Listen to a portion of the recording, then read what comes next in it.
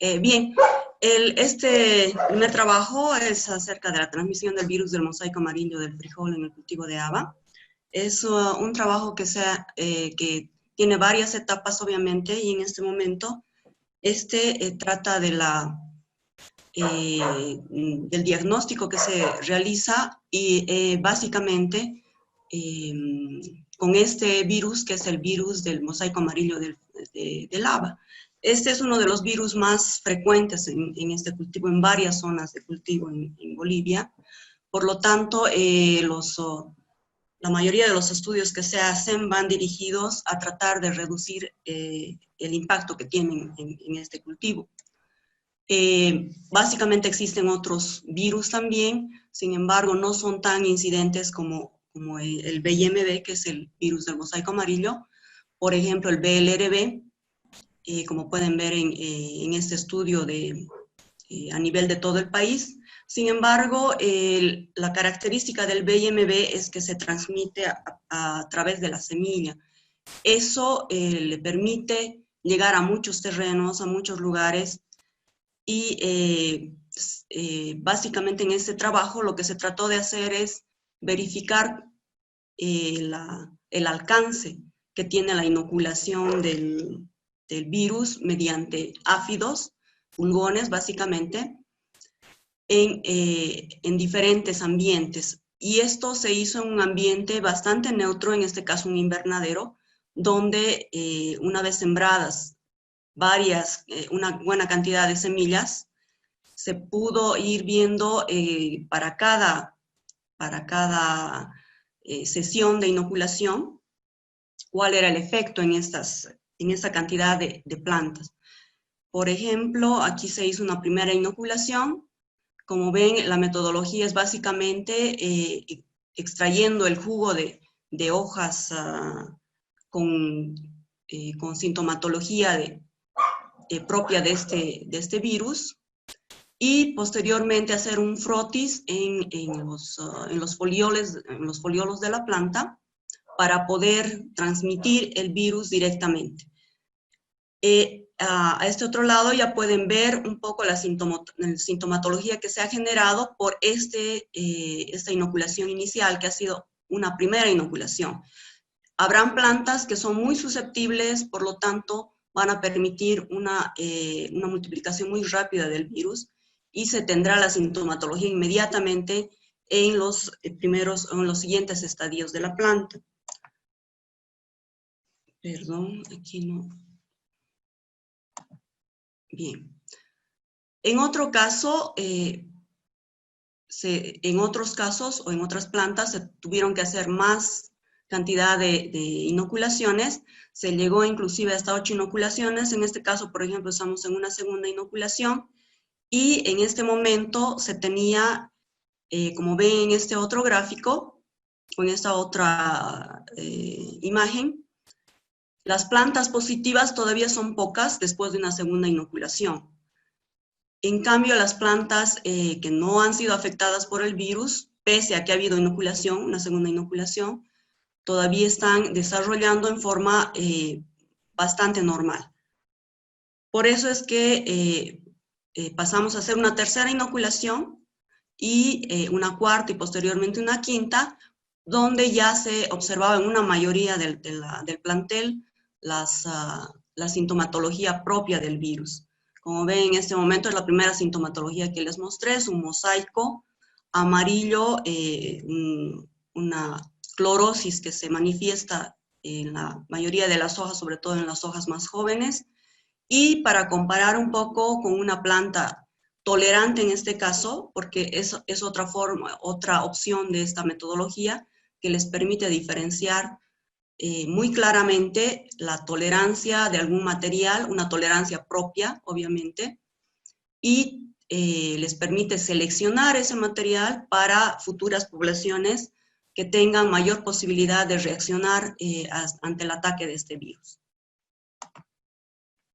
En este caso, si se dan cuenta, esta planta que es tolerante ya ha tenido hasta inclusive 5 inoculaciones y aún se mantiene sana, sin la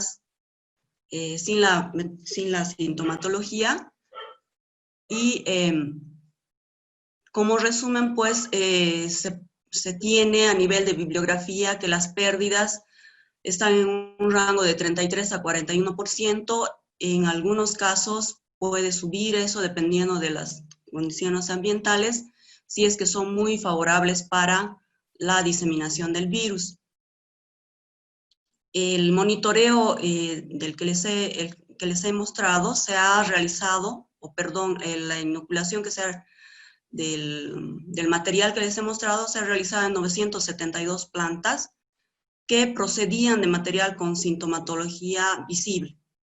Sin embargo, en el invernadero inicialmente no se notó esta sintomatología, por eso es que se procedió a hacer la inoculación correspondiente y al final se pudo verificar una transmisión neta de un 0.3% a nivel de semilla. O sea, después de haber cosechado, verificado la transmisión y verificada la porción de plantas que tenían la sintomatología, se hizo la cosecha respectiva de las semillas, posteriormente la verificación a nivel de campo y se obtuvo este porcentaje de transmisión por semilla. Por lo tanto, la transmisión por áfidos es mucho más efectiva que la transmisión por semillas, si se dan cuenta, es mínima,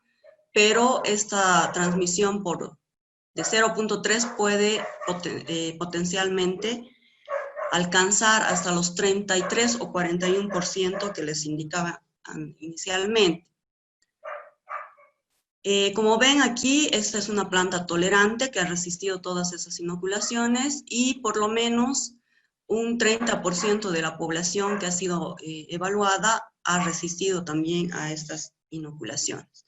Básicamente, esta es una metodología de evaluación de tolerancia de genotipos cuando se tiene, sobre todo cuando se tienen pocas plantas y se tienen poblaciones valiosas de las cuales se necesita conocer este tipo de atributos, ¿no? Eso sería todo con respecto a esta presentación. ¿Puedo pasar a la siguiente? Sí, por favor, puede continuar con su segunda presentación. Perfecto. Recordarle que tiene 10 minutos. Está muy bien. Bien, esta siguiente presentación también es acerca de la transmisión de un patógeno, en este caso en el cultivo del maíz.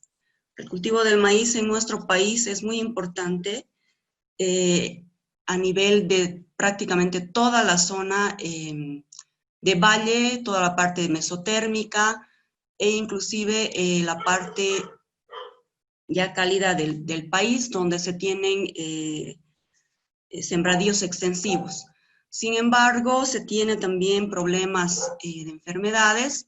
Nuevamente tenemos aquí una referencia de la distribución de los principales virus que atacan a este cultivo y otro tipo de organismos que se denominan molicutes, que en este caso son dos, acompañados por un virus, que conforman un complejo, una enfermedad bastante compleja que puede o ha estado diezmando básicamente algunas poblaciones nativas de maíz de nuestro país.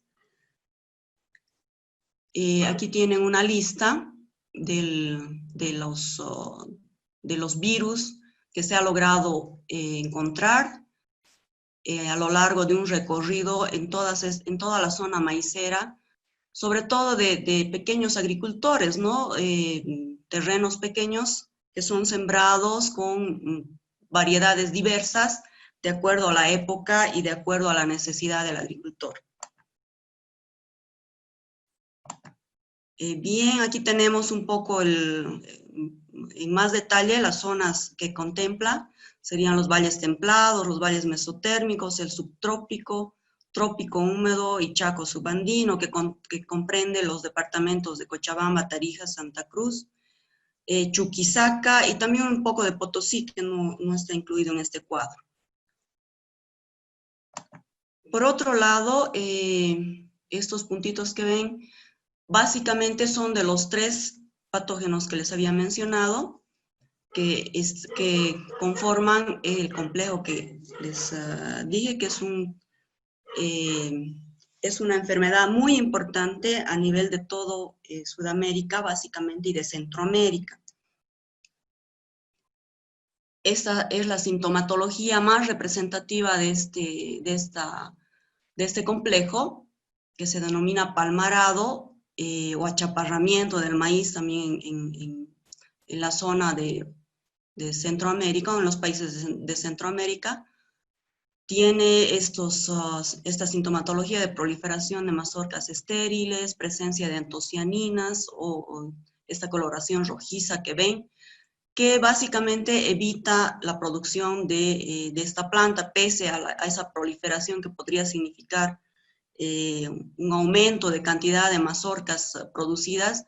En realidad son mazorcas totalmente estériles que no producen absolutamente un solo grano. Otra sintomatología es el enanismo de plantas, que obviamente ya no producen. Por otro lado, también tenemos la parte de proliferación de mazorcas que no cambian la coloración, sin embargo, también son improductivas, son estériles, y acompañados del virus del rayado fino, que en etapas tempranas del cultivo puede provocar inclusive la pérdida total de todo el cultivo. Estos son los vectores que van transmitiendo estos 3 organismos que les había mencionado. Se denominan Dalbulus maidis, son transmisores bastante efectivos, bastante activos además, y pueden básicamente, como les voy a ir mostrando en la prueba que se realizó o en el estudio que se realizó, un aumento de la intensidad o del porcentaje de material infectado en muy poco tiempo. El efecto de esta enfermedad es bastante extenso y bastante preocupante porque puede acabar con parcelas íntegras de los agricultores. Eso significa un 100% de pérdida. El rango obviamente está entre 30 y 100%, como dice aquí, pero hay muchas zonas que, dependiendo de las condiciones ambientales, reportan pérdidas completas del cultivo de maíz. Eso significa perder variedades tradicionales que se tenía en uso en el mercado tradicional hace un buen tanto de años y que en este momento ya casi no se encuentra. Aquí les muestro un poco cómo se empezó este trabajo para hacer las evaluaciones de una manera más eficiente. Se multiplica el vector para poder inocularlo posteriormente con los molicutes y con el virus que les mencioné, y posteriormente se va evaluando la reacción de las plántulas, todo a nivel de laboratorio, de invernadero. ¿Por qué? Porque esto facilita, por un lado, el manejo de las plantas en un espacio menor, que lo que significa un campo. Por otro lado, garantiza que esas plantas vayan a llegar al término de la evaluación sin problemas de heladas o cualquier otro contratiempo que pueda malograr el ensayo, ¿no? O la prueba. Por ejemplo, en este estudio lo que se consiguió es que a las 4 semanas del traslado de estas plantas a invernadero, se pudo constatar un 60% de plantas con concentraciones bajas de los espiroplasmas que les mencioné, atacando o ya colonizando las plantas. Y a las 7 semanas ya sube ese porcentaje, un 80%, con concentraciones mucho más altas. Esto ya les ayuda a ir descartando materiales que están en este rango posiblemente, y si son susceptibles, obviamente tienen que estar en este rango, y si son tolerantes, estarán en un rango mucho más bajo.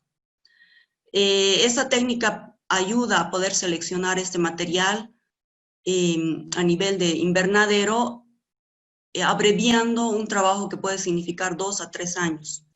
Entonces, en un año podrían hacer ese trabajo con esta metodología y ese sería el beneficio práctico que se podría tener.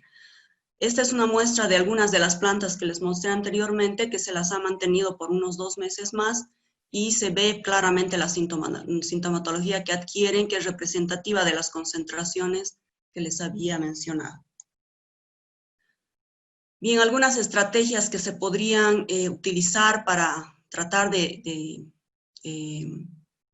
controlar estos patógenos son la generación de variedades mejoradas, que es básicamente el ámbito en el que se trabaja en el centro de investigaciones, el monitoreo del Dalbulus maidis durante un ciclo de cultivo para definir las aplicaciones oportunas de insecticidas, determinar épocas de siembras que sean más adecuadas y que no coincidan con las altas de las poblaciones de Dalbulus maidis, y tal vez utilizar también controles biológicos, pero en base a investigaciones que sean eficientes, ¿no? Que hayan sido realizadas con mucha eficiencia. Bien, básicamente en Pairumani estamos en la primera alternativa, que es la producción de variedades tolerantes a estos 2 patógenos que les he mencionado, los 3 patógenos.